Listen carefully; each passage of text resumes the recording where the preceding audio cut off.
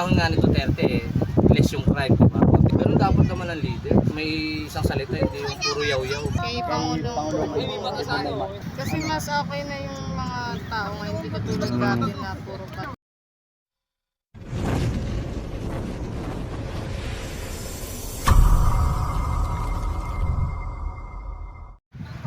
Ayun po mga kabayan, ngayon po ay magkakalye survey po tayo.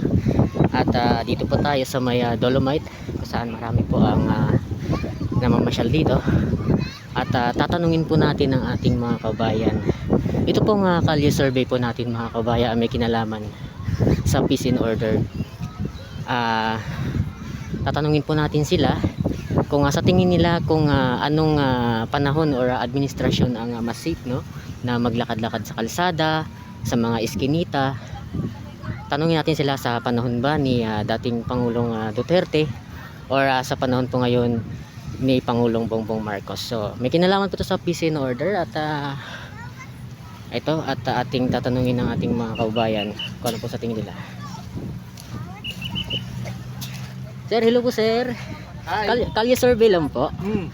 Tanong ko lang po sa inyo, sa tingin niyo po no sa administrasyon po ni dating administrasyon ni Duterte at sa administrasyon ngayon ni Pangulong Bongbong Marcos.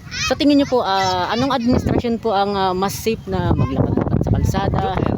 Duterte po. No Kayo, contest yan. yes. Kayo po sir? Duterte. Duterte din po. Bakit po sa panahon ni Duterte ang sa tingin niyo mas safe po? Kahit naman di aminin ng ibang tao eh. Alam naman nila na mas naging secure tayo dahil si Duterte hindi siya lenient sa pagpapatupad ng batas lalo sa safety holder ng Pilipinas. Yung panahon nga ni Duterte less yung crime, di ba? Kunti yung tao sa labas. Nagawa niyo pa rin yung MRT sa mga bus. Kasi kunti yung crime kasi wala nga ng hold up, wala nga snatch, magbuo. Saka seryoso kasi siya sa salita niya. Sa isang salita, leader talaga. Yes. Kayo po sir, bakit po sa tingin niyo si panahon po ni dating Pangulong Duterte? Yun, gusto adik eh. Oo, adik yun. Tama lang. Natakot talaga sa Natakot po. Pero dapat naman ang leader, may isang salita, hindi yung puro yaw-yaw. Yan. Yung sir, maraming salamat po. Maraming salamat. Kalye survey lang po, magtatanong lang po ako. Sa tingin niyo po ba sa nagdaang administrasyon po ni administrasyon po ni dating Pangulong Duterte at administrasyon ni ngayon ni Pangulong Bongbong Marcos na isang taon at kalahating taon na po siya, no? Kumpara lang po natin yung same year para ano. Sa tingin niyo po, anong administrasyon po sa dalawang binanggit ko ang mas safe po maglakad-lakad sa kalsada, sa eskinita? Kumbaga mas safe po tayo sa mga masasamang loob. Ngayon kay Pangulong Bongbong Marcos. Bakit po ngayon? Dahil po, wala na po kasi tayo ng mga lockdown eh. Kasi Sige po. noon kasi may COVID-19. Pero ngayon wala na. Kayo po? Wala. Hindi na masyadong strict dito lang. Para po sa iyo, saan po yung mas Maganda. safe? Yung ngayon. Ayan. Kasi noon kasi strict to. Masyadong strict no. Unlike ngayon, hindi na. Maluwag-luwag na ngayon. Ayan. Kayo po sir? Hindi. Sige po, salamat po mga sir. At ito po ay mapapanood niyo po sa Aguilar TV. Salamat po. Hello po ma'am. Hello po. Pwede po kalye survey lang po. Magtatanong lang po ako.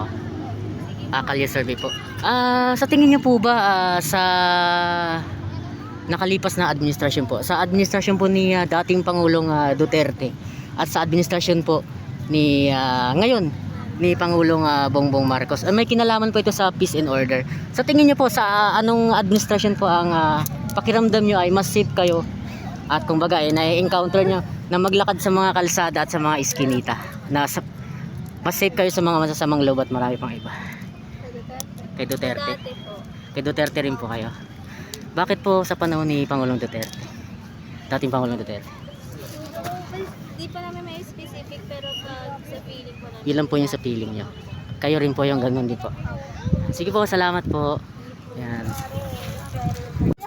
Hello po ma'am, kalye survey lang po. Ito po ay may kinalaman sa peace and order po. Sige. Para sa tingin nyo po, no, sa nagdaang administrasyon po, sa panahon po ni dating Pangulong Rodrigo Duterte at sa panahon po ngayon ni Pangulong Bongbong Marcos. Sa tingin niyo po, anong administrasyon po ang mas safe maglakad-lakad sa kalsada, sa mga eskinita? Maglakad-lakad po, mas safe tayo sa mga masasamang loob. Hindi. Sa akin naman, TV, yung nagdaan administrasyon, okay pa rin naman. Ayun ngayon po, no? naman din, okay. Ngayong namumunas na si President Marcos ngayon, ang laking tulong para sa amin. Bakit kamo? Kasi tinulungan niya, siya yung unang-unang tinulungan niya yung mga agrikultura. Okay po. Kasi farmers ako. Kaya doon ako kay President. Kay Pangulong Bongbong Marcos po. Ayan po. Ayan po ma'am, salamat po. Ayan.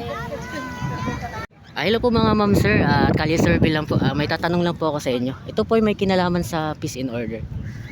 Sakop po siya ng peace and order. Sa nagdaang administrasyon po, no? Sa administrasyon po ni dating Pangulong Rodrigo Duterte at sa administrasyon ngayon ni Pangulong Bongbong Marcos, sa tingin niyo po, anong administrasyon po sa unang taon at kalahating taon niyo? Ikukumpara po natin yung unang taon at kalahating taon po nila pareho. Sa tingin niyo po, ano pong mas safe maglakad-lakad sa mga kalsada? Mas safe po maglakad-lakad sa mga kalsada, sa eskinita. Kumbaga mas safe po tayo sa mga masasamang loob. Sa anong administrasyon po? Kanino po? Kay Pangulong Bongbong Marcos po. Pareho po kayo. Bakit po? Kasi mas okay na yung mga tao ngayon, hindi katulad dati na puro Okay. ngayon kahit pa paano may takot na sila kayo. Okay po, maraming salamat po. Ayan. Hello po mga ma'am, kalye survey lang po. May tatanong lang po ako sa inyo at ito po ay sakop ng peace and order dito sa ating bansa. Sa tingin niyo po mga ma'am, anong administrasyon po? Administrasyon ni dating Pangulong Duterte at administrasyon po ngayon, no? Ni Pangulong Bongbong Marcos. Sa tingin niyo po, sa anong administrasyon po ang pakiramdam niyo mas safe maglakad-lakad sa kalsada, mas safe po sa mga lakad sa mga eskinita, sa mga masasamang loob? Sa tingin niyo po, ma'am? Para po sa inyo.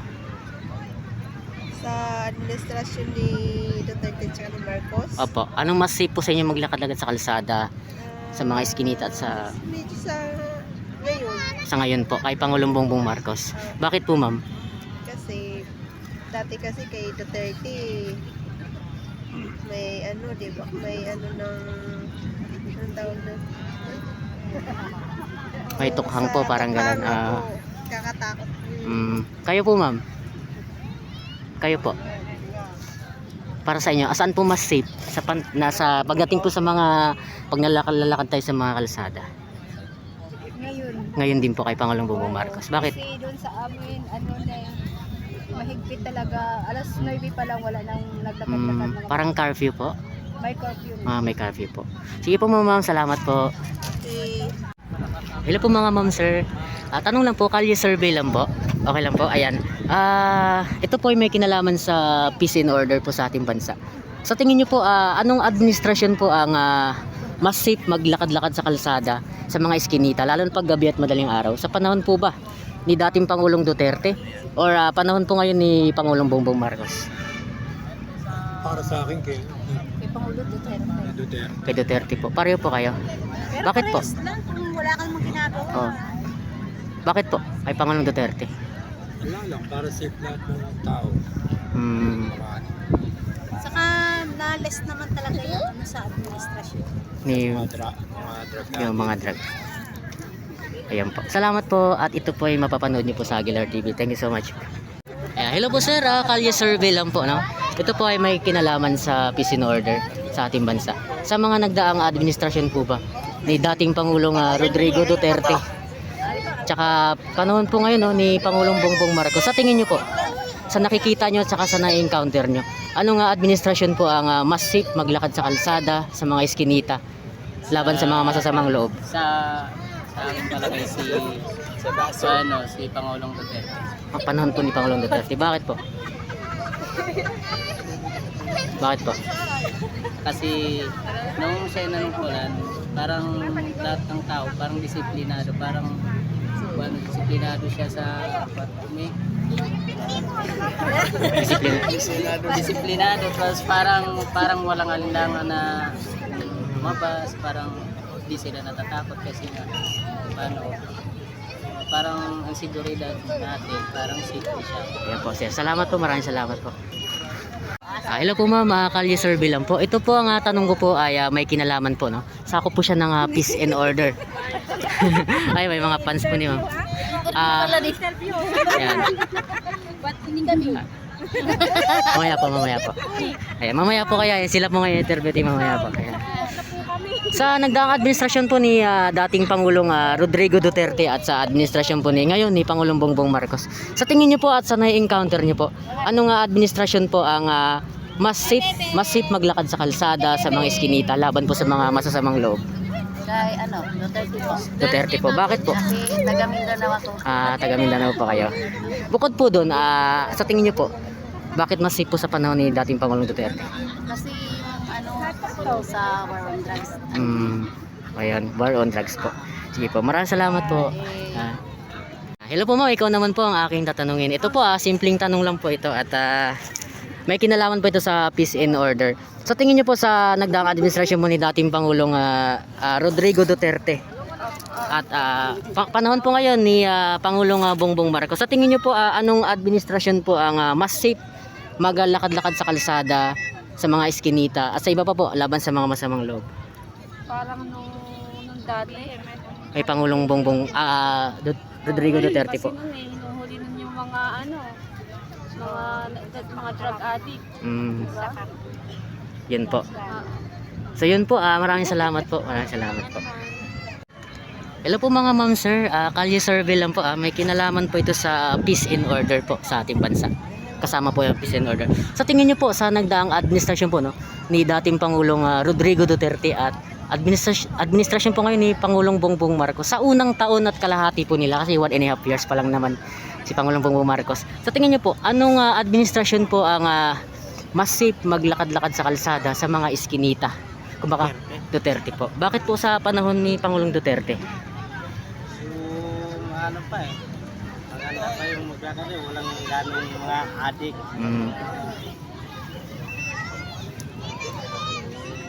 tambay masyado sa kanya. Ngayon po ba ay ano pa, may mga nagsibalik kayo po ma'am? Kayo po. Sa tingin niyo po, anong mas safe po na sa mga kalsada po pag naglakad-lakad po tayo? Sa Kay Duterte pa rin. Duterte rin po. Bakit po sa panahon ni Pangulong Kasi Duterte? sa amin doon, mas talaga. Ngayon kasi wala bumalik na sa dati. Kung si Pangulong Duterte kasi tahimik na yung sa amin. Sa lugar niyo po mismo. Kumbaga ngayon po nagsibalikan na, parang ganun. Ayan po. Sige po, salamat po mga ma'am sir.